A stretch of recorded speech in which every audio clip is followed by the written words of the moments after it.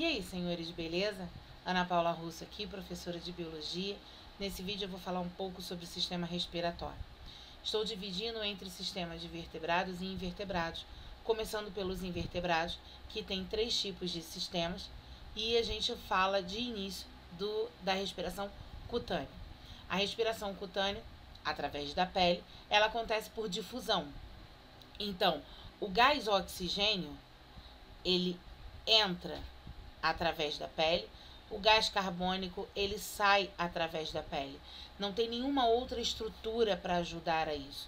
É simplesmente por difusão mesmo, ou seja, passagem de substâncias que não sejam líquidas através de membrana. Só isso. Nada mais acontece além disso. No caso de uma respiração traqueal, ela acontece por orifícios. Muito parecida, a princípio, com o que seria a cutânea, porque é através da pele, mas não. Olha aqui, olha. Existe aqui, ó, uma linha. E essa linha está diretamente ligada ao sistema traqueal, porque, ó, aqui, ó, é a superfície dorsal, mas existe um espiráculo.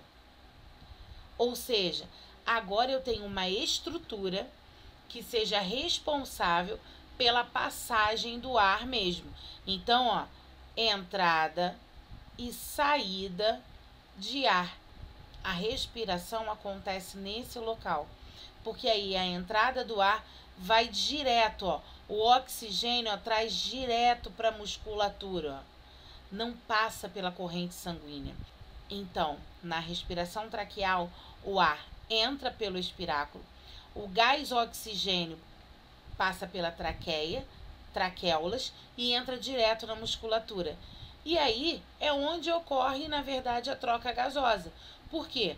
Porque a célula precisou do gás oxigênio, produção de energia, ela acaba liberando o gás carbônico, esse gás carbônico vai fazer o caminho contrário. Então, traquéolas, traqueia, saída pelo espiráculo, meio externo. Então, a respiração traqueal difere da respiração cutânea pela forma de entrada e saída de ar, porque agora existe um espiráculo por onde passa o ar, entrada e saída. E existem as filotraqueias, ou seja, a respiração filotraqueal. Eu tenho a utilização da traqueia, só que agora acontece, tem um poro respiratório, e nesse poro respiratório, olha, eu amplio aqui, olha aqui, olha. Essa filotraqueia, ela vem a partir da principal. Olha aqui, olha. Essa filotraqueia, ela contorna os vasos sanguíneos. Aqui, olha, ela contorna o capilar sanguíneo, porque faz parte lá dentro do pulmão. Esse animal tem um pulmão foliáceo, então realmente parecem folhas. Essas folhas estão sobrepostas e aumenta essa área de contato. Aumentando a área de contato, aumenta a quantidade de ar passado, de gás oxigênio, melhor dizendo, passado para dentro da corrente sanguínea e de gás carbônico passado para fora da corrente sanguínea. Depois, esse ar cheio de gás carbônico sai do animal. No caso dos vertebrados, vamos dividir por grupos de animais. Para facilitar, começo pelos peixes. A vida começa na água.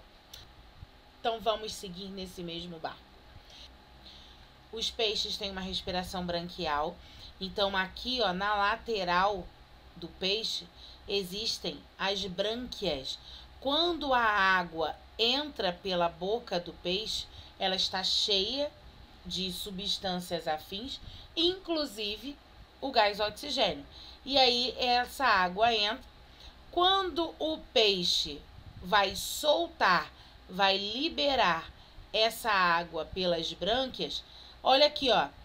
Nos filamentos branquiais eu tenho vasos sanguíneos passando aqui dentro. Então a corrente de água vem, passa pelos filos, Então a corrente de água vem, passa pelos filamentos, E aqui existe a troca gasosa, ou seja, entra o gás oxigênio para a corrente sanguínea, sai o gás carbônico e aí sai junto com a água, vai para fora do peixe pelas brânquias.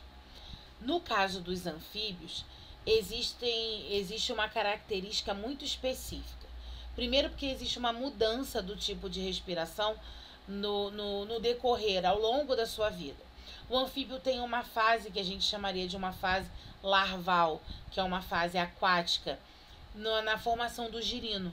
Ele vive sempre dentro da água. Então, ele possui nessa situação, ele possui nesse momento uma respiração branquial, que acontece do mesmo jeito que acontece com os peixes. Quando esses anfíbios crescem, que eles sofrem uma metamorfose, eles perdem a característica de aquático, certo? Eles têm uma característica terrestre, porém o anfíbio precisa da água na época de reprodução, ele não pode ficar sem a água direto. Mas como ele tem essa vida terrestre, realmente ele tem um pulmão. Ele apresenta um pulmão, mas esse pulmão é como se fosse uma sacola. Então a capacidade de absorção acaba sendo menor. Ele não enche, não tem como ser o único responsável pela respiração desse animal. Ele gasta muita energia, ele precisa repor essa energia, então precisa de alguns macetes na vida. E qual é o macete que ele tem? Respiração cutânea. Então ele faz uma respiração pulmonar, porém também uma respiração cutânea. Essa respiração cutânea, graças à pele dele que é muito fina, tanto que ele é considerado ainda um bioindicador. Eles não conseguem sobreviver em locais muito poluídos por conta dessa pele muito fina, então acaba absorvendo qualquer coisa que esteja no ambiente em que ele vive, inclusive poluição. Então, é por isso o bioindicador. Mas vamos pensar na parte boa da coisa, né? A parte boa da coisa é que essa pele fina permite também aqui, ó, olha aqui, ó, a entrada, ó, do gás oxigênio, a saída do gás carbônico. Então a epiderme, por ser muito fina, faz com que esse animal tenha um contato muito mais fácil para que haja a entrada de oxigênio e a saída do gás carbônico, chegando rapidamente nos vasos sanguíneos. Ou no caso dos répteis, só um adendozinho, olha aqui, ó. Para a gente fazer uma comparação, esse primeiro aqui é um esquema de um pulmão de um anfíbio, tanto que ele é saculiforme, parecem duas sacolas mesmo. No caso dos répteis, esse pulmão já é parenquimatoso, ou seja, eu tenho vários espaços. Todos esses espaços aqui, inflando ao mesmo tempo, proporcionam uma maior entrada de ar. Até porque os répteis a pele é muito dura, não tem como ele fazer uma respiração cutânea. A pele dos répteis tem escamas, tem placas, que são estruturas queratinosas, para que ele não perca realmente muita água, mas isso dificultaria o fato de uma respiração cutânea, impediria, na verdade, uma respiração cutânea. Porém, ele tem realmente esse pulmão parenquimatoso que facilita essa entrada de ar. Então, facilita a troca gasosa no caso desses animais. As aves ainda possuem maior eficiência na respiração. Olha aqui, o pulmão está aqui, só que a partir do pulmão, olha, eu tenho sacos aéreos. Por que desses sacos aéreos? Porque quando a ave vai levantar voo, quanto mais o pulmão, incluindo os sacos aéreos, cheios de ar, mais fácil para ela ficar no alto. Vamos comparar isso na água? Quando você boia, está numa piscina e você boia. Se você estiver com o pulmão totalmente vazio, você sente que o seu corpo desce um pouquinho. Não afunda, mas ele desce um pouquinho. Quando você infla, você sente que o corpo sobe. Por quê? O ar ele é menos denso do que a água. Ah, mas acontece que a ave está voando, então a gente está falando de ar de qualquer jeito. Sim, só que aí eu tenho a manutenção, eu tenho a presença de gases que são mais leves e que permitem que ela fique mais alta ainda. Então ela precisa estar mais alta, ela infla o saco aéreo. Ela pode diminuir, ela pode abaixar, ela pode vir mais para baixo, ela esvazia o saco aéreo. Então ela vai regulando. E aí é claro que isso movimenta o ar dentro do animal. Se movimenta o ar dentro do animal, maior circulação de gás oxigênio e de gás carbônico por ali. Então é mais fácil para ele fazer essa troca gasosa. No caso dos mamíferos, os pulmões, eles são maiores e eles têm, olha só, uma rede de bronquíolos. Vai cada vez mais se ramificando e essas ramificações aumentam o contato com os vasos sanguíneos. Então, aumenta a facilidade de passagem, de quantidade mesmo, de passagem de oxigênio e de gás carbônico. Então, aqui, ó, quando a gente infla o pulmão, o ar vem descendo pela traqueia, entra nos brônquios e os brônquios passam para dentro do pulmão e aqui dentro do pulmão começa a se ramificar mais, olha, formando os bronquíolos e mais ainda na extremidade. Esses bronquíolos vão formando redes bem fininhas e essas redes bem fininhas chamam-se alvéolos pulmonares. Ali, nos alvéolos pulmonares, ocorre essa troca gasosa. E, como curiosidade, como é que acontece a nossa ventilação? Ou seja, a nossa inspiração e expiração. Pensa aqui junto comigo.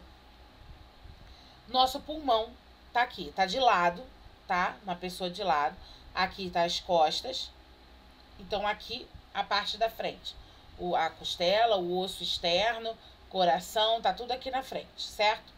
Aqui nas costas, nós temos músculos intercostais, que eles estão presos à parede do pulmão. Estão presos aqui atrás. Quando eles contraem, eles puxam essa parede de trás para trás. Então, se eu puxo para trás, aumento a capacidade de entrada de ar. Eu sugo maior quantidade de ar, puxo maior quantidade de ar. E embaixo, aqui bem embaixo do pulmão, entre o pulmão e o estômago, tem um músculo chamado diafragma. E esse músculo também se contrai. Quando ele se contrai, ele puxa o pulmão para baixo. Ou seja, eu tenho, ao mesmo tempo, o intercostal puxando para trás, o diafragma puxando para baixo. Quando eles relaxam, eles empurram o ar de dentro para fora. Quando eles contraem, eles puxam o ar de fora para dentro. Então, esse processo de ventilação acontece graças a esses músculos intercostais e diafragma que nós temos, certo? Paro por aqui, tá? Até a próxima, até o próximo vídeo.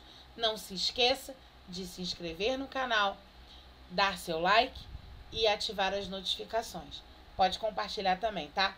Fico nada triste não. Tchau, tchau, gente. Beijos. Fiquem bem.